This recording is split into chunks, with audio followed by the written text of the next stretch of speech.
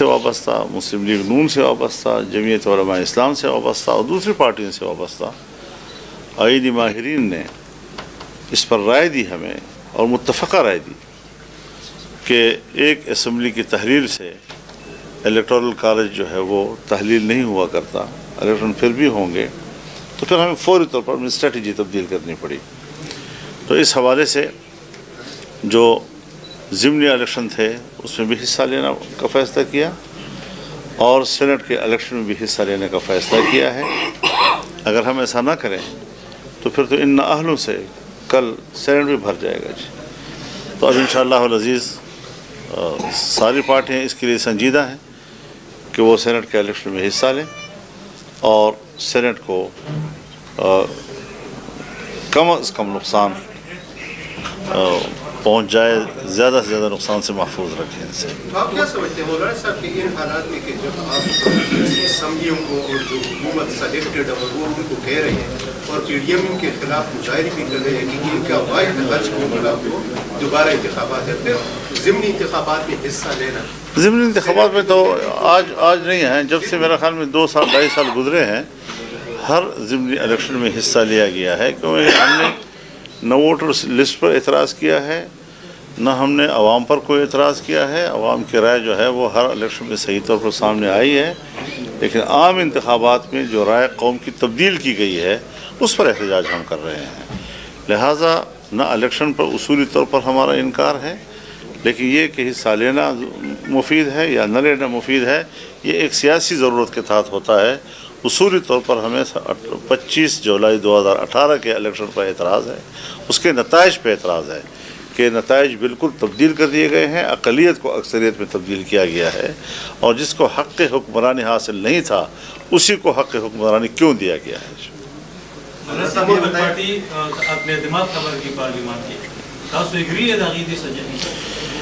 دیکھیے، میں آپ کو اس حوالے سے ایک درخواست کروں گا کہ ذرا احتیاط کے ساتھ سوالات کیا کریں، اور الیکٹرانک دنیا میں چینلز پر بھی اگر اس حوالے سے احتیاط کے ساتھ تبصرے کیے جائیں۔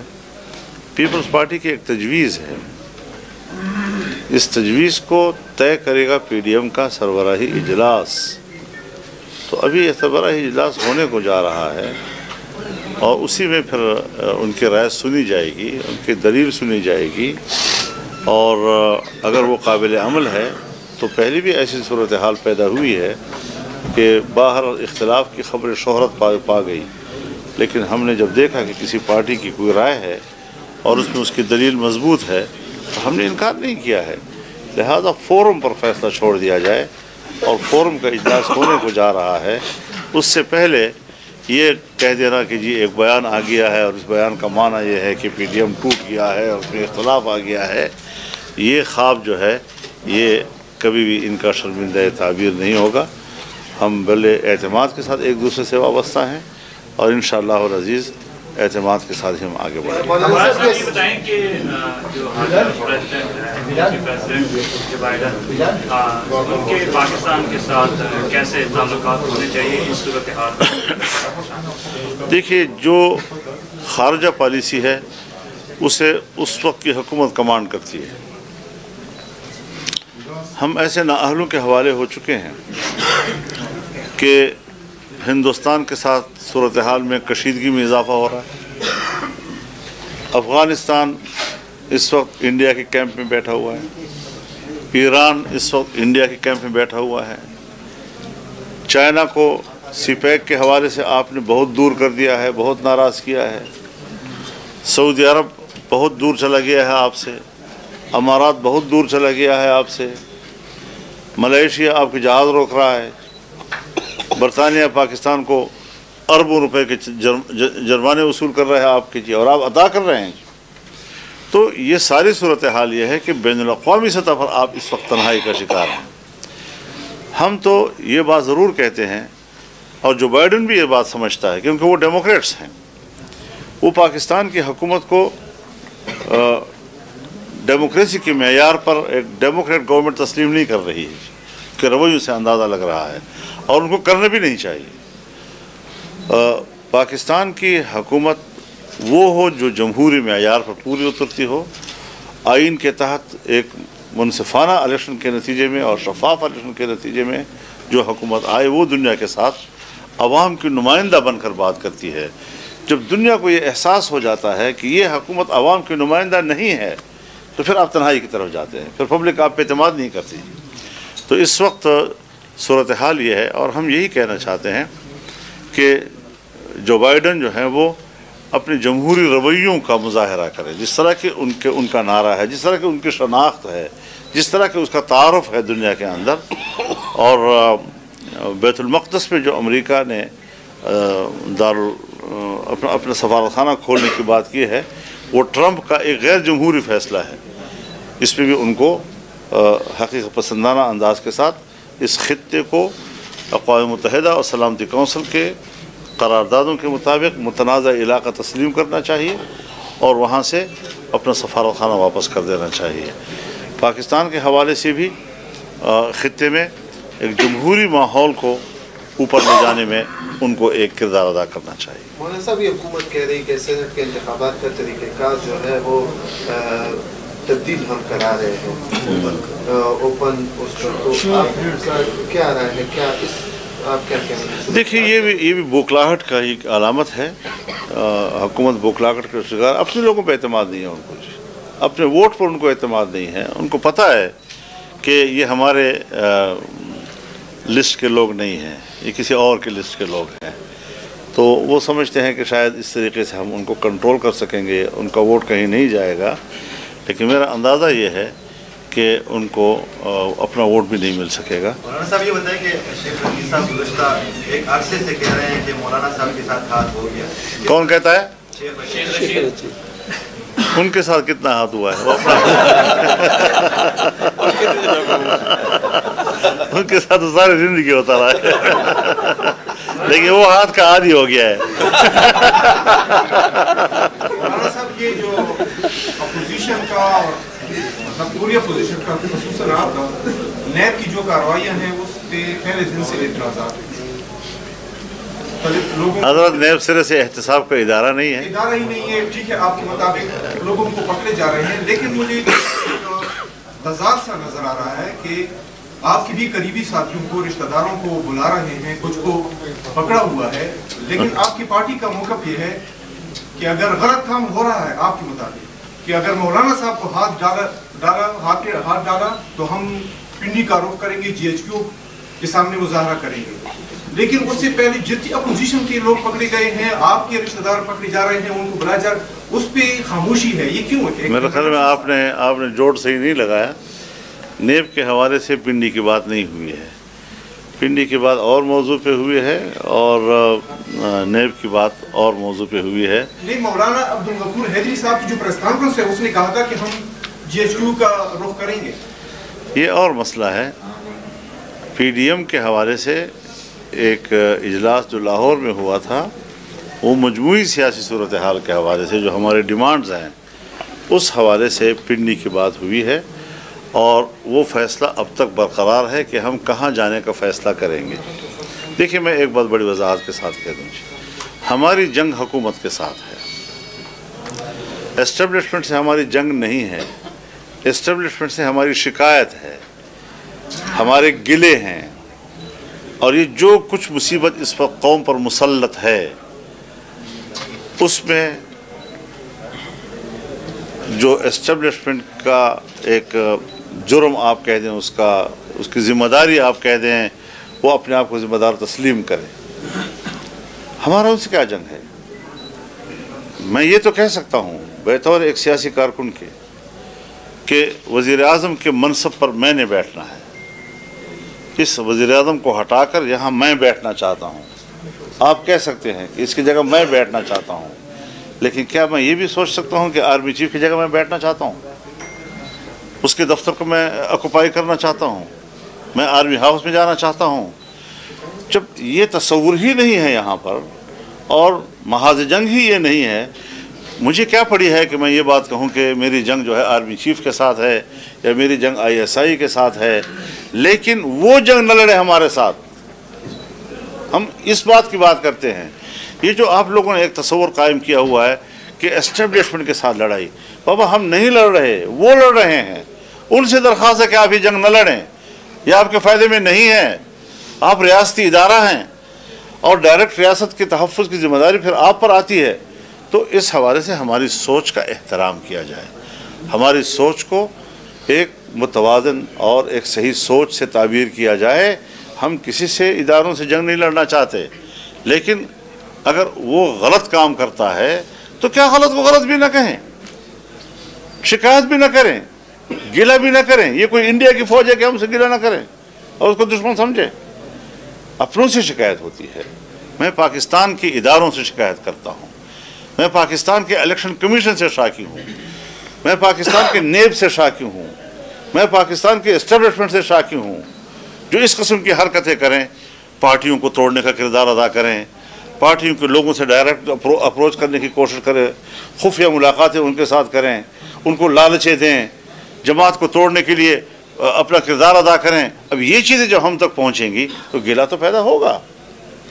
ہم نے تو ان کے بارے میں، ہم تو کہتے ہیں فوج متحد رہے، ہم تو کہتے ہیں ادارے مستحکم رہیں، تو ہم اداروں کا استحکام چاہتے ہیں اور وہ سیاسی پارٹی کو کمزور دیکھنا چاہتے ہیں۔ یہ ہے اصل چیز جس کی تصویر ہمیں صحیح طور پر قوم کے سامنے پیش کرنا چاہیے۔ سوال یہ ہے کہ سب کہہ رہے ہیں کہ نرم جب آپ کی پارٹی کی دوسرے لوگوں پہ ہاتھ ڈال رہا ہے وہ ایک غلط کام ہے، لیکن ٹارگٹ یہ ہے کہ اگر صرف مولانا صاحب کو گرفتار کیا گیا تو ہم نیب کا بھی گراؤ کریں گے، ہم ہر ہاں یہ بات ضرور ہے کہ مجھ پر، اس کی وجہ یہ ہے کہ مجھ پر حملہ پوری جمعیت علماء اسلام پر حملہ تصور کیا جائے گا۔ اور جلیل جان بھی حملہ، جی اگر جلیل جان کو پکڑا گیا جلیل جان پر حملہ پھر میرے اوپر حملہ تصور کیا جائے گا۔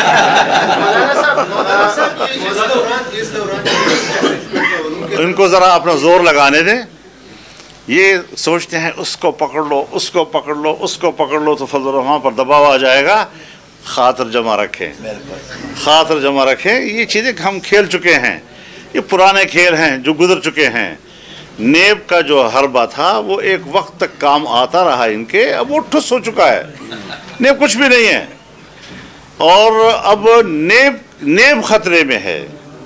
کل جو بھی حکومت آئے گی نیب کا خاتمہ کر دے گی، لہٰذا نیب کے افسران بھی حدود میں رہیں، وہ لوگوں سے ذاتی دشمنی نہ پیدا کریں۔ ہم بھی نیب کے افسروں کو جانتے ہیں کہ 4-5 سیاسی لوگوں کو تو نمایاں کر رہے ہیں کہ ان کے خلاف احتساب ہو رہا ہے، اور ہزاروں لوگوں کے خلاف کیسز کر کے ان کے ساتھ بارگیننگ کر رہے ہیں، رشوتیں وصول کر رہے ہیں۔ خود اتنا بڑا کرپٹ ادارہ یہ دوسروں کے کرپشن کا احتساب کرنے کا حق رکھتا ہے؟ چھوڑو، جائیں اپنے حوالے سے سوچیں۔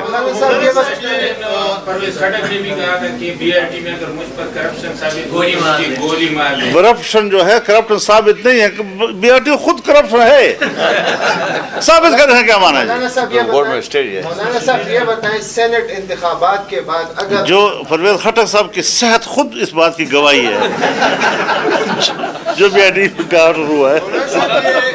یہ پی ڈی ایم کے کی طرف لانگ مارچ کب کریں گے؟ کیونکہ ان کی کوئی بھی نمائندہ آتا ہے پریس کانفرنس کرتا ہے تو پہلے یہی کہتا ہے کہ لانگ مارچ نہیں ہوگا، کیونکہ پہلے جو ہے پی ڈی ایم نے فیصلہ کیا تھا کہ استعفے دیں گے، استعفے بھی نہیں آئے تو لانگ مارچ بھی نہیں ہوگا۔ تو چند دن ان کو خوش ہونے دیں یار، کچھ بیان کرنے دیں ان کو، اس طرح چلتا رہتا ہے چھوٹی موٹی باتیں جی۔ جب ہم کسی بات میں کوئی آگے پیچھے ہو جاتے ہیں، کوئی تاریخ تبدیل کر لیتے ہیں، کوئی حکمت عملی، تو وہ سمجھتے ہیں کہ دیکھو وہ ناکام ہو گئے ہیں ان کے بعد، تو یہ چند دن ان کو بھی خوش ہونے دیں یار، پاکستان میں رہ رہے ہیں وہ بھی آخر۔ مولانا صاحب آپ نے خفیہ ملاقاتوں کی بات کی ہے، پاکستان پیپلز پارٹی اور نون لیگ کے جو مرکزی رہنما ہیں، وفاقی اس میں بیٹھے ہوئے ہیں، وہ باقاعدہ طور پہ یہ تسلیم کر رہے ہیں کہ ہم خود بھی وہاں پر اپنے دوست رکھتے ہیں، ان سے ہماری بھی ملاقاتیں ہوتی ہیں، تو کیا ان کی یہ خفیہ ملاقاتیں نہیں ہیں؟ خفیہ ملاقاتیں ہماری ضرورت نہیں ہے، خفیہ ملاقاتیں اسٹیبلشمنٹ کی ضرورت ہوتی ہے، تو اس لیے ہم بھی ان کا پردہ رکھتے ہیں۔ پھر یہ پی ڈی ایم کا تحریک جب سے شروع ہوا ہے تو اسٹیبلشمنٹ کے لیے رابطے کوشش کی گئی آپ سے؟ رابطے رہے ہیں لیکن ہمیں آمادہ کرنے میں ناکام رہے ہیں جی، ہم اپنے موقع پہ قائم ہیں، ٹھیک ٹھاک قائم ہیں جی۔ ہم ایسے الیکشن کو بھی نہیں مانتے اور الیکشن کی اس داندلی کا ذمہ دار بھی ان کو قرار دیتے ہیں، نہ ہم نے الیکشن کے نتائج تسلیم کیے ہیں، نہ ان میں ان کی ذمہ دار حیثیت کو ہم نے اب تک اس میں تبدیلی لائے ہیں۔ مولانا صاحب یہ بتائیں کہ جو آپ نے آج مطالبہ کیا ہے کہ الیکشن دوبارہ سے کروائے جائیں، کیا آپ کو لگتا ہے کہ اس وقت جو پاکستان میں جو جمہوری پارٹی ہیں، جو سیاسی جماعتیں ہیں، مذہبی سیاسی جماعتیں ہیں، یا پورا جو ملک میں ایک سیٹ اپ ہے، فائنینشیل ہماری صورت حال بہت خراب ہے، तो इस सूरत हाल में क्या इलेक्शन करवाए जाए? इलेक्शन तो हर कीमत पर कराए जाए कि हल ही वही है, या तो फिर बंदूक हल है, वो तो नहीं है। आइन ही हक है उसका, आइन इलेक्शन की बात करता है, किसी और चीज़ की बात नहीं कर रहा। लिहाजा जब आपका मुल्क डूब रहा है तो फिर आप क्या कहना चाहते हैं? फिर मार्शल लॉ आ जाए? तो मार्शल लॉ ने तो और मुल्क को गर्क किया है, हमेशा इदारों को तबाह बर्बाद किया है। आज तक जो पाकिस्तान तरक्की नहीं कर रहा और 70 साल से कमज़ोरी को मेंटेन कर रहा है, कमज़ोर वो तो मार्शल लॉ की वजह से कर रहा है। सियासी लोगों को काम करने दिया जाए, जब काम करने देते हैं तो 3 साल के बाद उनको हटा देते हैं, 1.5 साल के बाद उनको हटा देते हैं, कोई ना कोई केस उनके खिलाफ कर देते हैं। तो इस तरीके से जब आपकी जमहूरियत फलने फूलने ही नहीं दी जाएगी, फिर शिकायत आप किससे कर रहे हैं?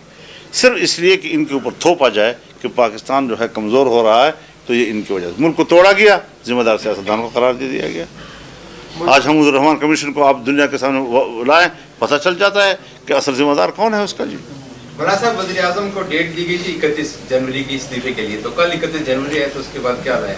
तो उसके बाद हम बैठ रहे हैं, बिल्कुल हम बैठ रहे हैं। ये बताएं, सेनेट इंतखाबात के बाद अगर 18वीं तरमीम को छेड़ा गया तो ऐसी सूरत हाल में क्या मौक़िफ़ आपका होगा? और दूसरा सवाल ये है, दोनों पर जवाब चाहूँगा कि क्या कबायली इलाकों का जो इंतज़ाम है वो अमली तौर पर वो फैसला जो है वो सूदमंद साबित हो रहा है?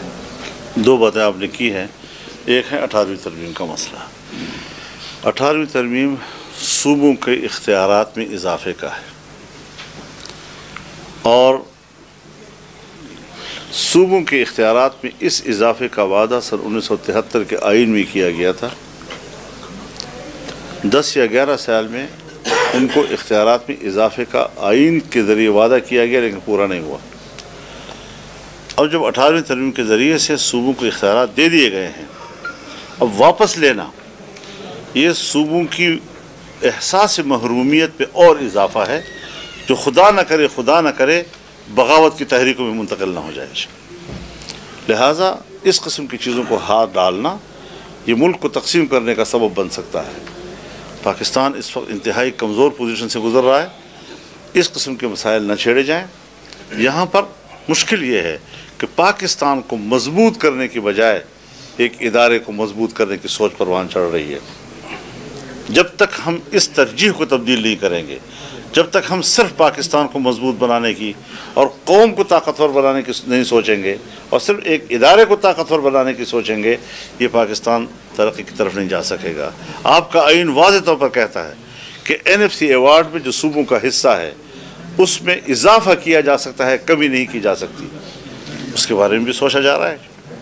और फिर तो ये सारी चीज़ें हैं कि जो हम समझते हैं कि मुल्क ताकतवर हो। आज फ़ौज को पाकिस्तान के बजट से 11 अरब रुपए मिलने चाहिए थे। आपके मुल्क की मईशत यहाँ तक गिर गई है कि आज उसको 7 अरब रुपए मिल रहे हैं। मेरी दिफाई बजट में क्यों इतनी कमी आ गई है? 50 और 55% की कमी क्यों आ गई है? तो मुल्क की दिफा को कमज़ोर कर दिया गया है, दिफाई ज़रूरतों को कमज़ोर कर दिया गया है। ये सारी चीज़ें इस हुकूमत के अंदर हो रही हैं, और कहाँ तक हम जाना चाहते हैं, कहाँ तक इस मुल्क को डबोना चाहते हैं। तो यही वो चीज़ें होती हैं। आपके पास बहरहाल यूनिट्स हैं, ये पाकिस्तान वफाकी निज़ाम है। अगर यूनिट्स मुतमईन नहीं हैं तो आपने सिर्फ बंदूक के ज़रिए उनको मुतहद रखना है। फाटा और जहाँ तक है फाटा का ताल्लुक़, देखिए फाटा का इंतज़ाम अभी तक फाटा के अवाम ने तस्लीम नहीं किया है। फाटा के अवाम इंतहाई इज़्तिराब की ज़िंदगी गुजार रहे हैं। न पुराना निज़ाम है न नया निज़ाम है। कुछ नहीं समझ आता कि हम किस निज़ाम के तहत ज़िंदगी गुजार रहे हैं। न वहाँ पटवारी है न वहाँ पुलिस है, और जूँ की तुम फ़ौज वहाँ पर है, अब भी वहाँ पर फ़ौज खड़ी है, फ़ौज निज़ाम को संभाल रही है। तो जब फाटा इंतज़ाम के बावजूद फ़ौज के कब्ज़े में है, दहशतगर्दी अभी भी मुनज़्ज़म है वहाँ पर और उनको ख़त्म नहीं कर सकी, तो फिर झूठे वादे क्यों किए गए हमारे साथ? कौम के सामने झूठ क्यों बोला गया कि हमने दहशतगर्दी को ख़त्म कर दिया है? आज भी रोज़ाना पर टारगेट किलिंग हो रही हैं हर एजेंसी के अंदर। तो एजेंसियों का तस्वुर भी बरकरार है, लोगों का रहन सहन और वो भी उसी तरह पुराने एजेंसियों के तहत हो रहा है। ज़िले का नाम अब भी कोई नहीं जानता, फ़ौज अब भी वहाँ पर बैठी हुई है, कंट्रोल अब भी उसी का है, सिविलियन अथॉरिटी अब भी वहाँ नहीं जा सकी है, सिस्टम भी उनके लिए मौजूद नहीं है। जब सिस्टम ही मौजूद वहाँ नहीं है, इंतजाम का लोगों को क्या फ़ायदा हुआ आखिर? तो इस पर नज़रसानी की ज़रूरत है। और अदालत में जो लोग गए हैं, मैं समझता हूँ कि अदालतों को भी बिल्कुल हक़ाइक़ की बुनियाद पर इस मसले को देखना होगा। जी मौलाना साहब, जो हुकूमती तर्जुमान है फॉरेन फंडिंग केस, वो कह रहे हैं कि उल्टा अपोजिशन उसमें फंस चुकी है, उस जाल में। ख़ुसूसन आप लोगों की जुमात पे वो किया जा रहा है कि लीबिया और इराक का नाम लिया जा रहा है कि भाई, इस पर आप क्या कहेंगे? वो हो जाएगा, अपनी तो पूरी करो ना, पहले अपना गर्दन छुड़ाओ ना, फिर उसके बाद दूसरे गर्दन की बात करो। हम कहते हैं जो इस वक्त फंडिंग केस है, और दूसरा ये कहना कि जी पब्लिक किया जाए, उसको खुले आम इसकी समाअत की जाए, झूठ बोल रहे हैं। आपकी पटिशन सुप्रीम कोर्ट में मौजूद है कि इसकी समाअत जो है वो इन कैमरा किया जाए। आपने अभी तक वो पटिशन वापस नहीं लिया है। और 23 अकाउंट्स के जो स्टेट बैंक ने दिए हैं इलेक्शन कमीशन को, अभी तक उसको ओपन नहीं किया जा रहा। और इलेक्शन कमीशन अपनी रिपोर्ट में लिखते हैं कि हम पर पीटीआई का दबाव है।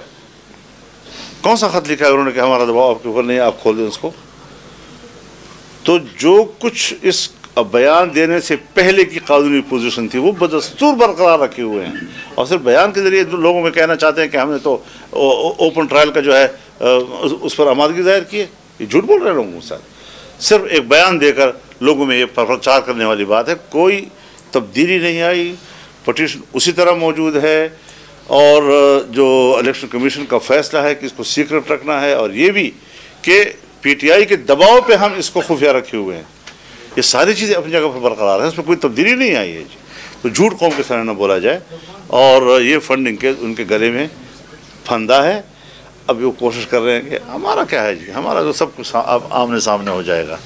हम तो इस मुल्क में एहतसाब के गिरदाब में नहीं फंसे हुए अल्हम्दुलिल्लाह। मैं फिर भी कहना चाहता हूँ कि इमरान खान, तुम हमारे एहतसाब की बातें ना करो, भूल जाओ इन बातों को। अब तुम अभी हमारे एहतसाब के शिकंजे में हो। अब हमसे पहले जान छुड़ा लो, फिर बात करो जी। 15 सितंबर को हुकूमत ने इलेक्शन का ऐलान किया है, तो जेयूआई का क्या? मुझे हैरत है इस बात पर कि आम इंतखाबात मुल्क में हुए नहीं हैं। आम इंतखाबात में धांधली हुई है। आम इंतखाबात के नतीजे में एक गलत हुकूमत मुल्क में मौजूद है, और अदालत कह रही है कि बल्दियाती इंतखाब कराओ। उनको, मेरी राय ये है कि अदालत को हकीकत पसंदाना अवाम की सोच को समझना चाहिए, और उनको इस बात पर सो मोटो करना चाहिए कि अदालत इस इलेक्शन को निल एंड वाइड कर दीजिए।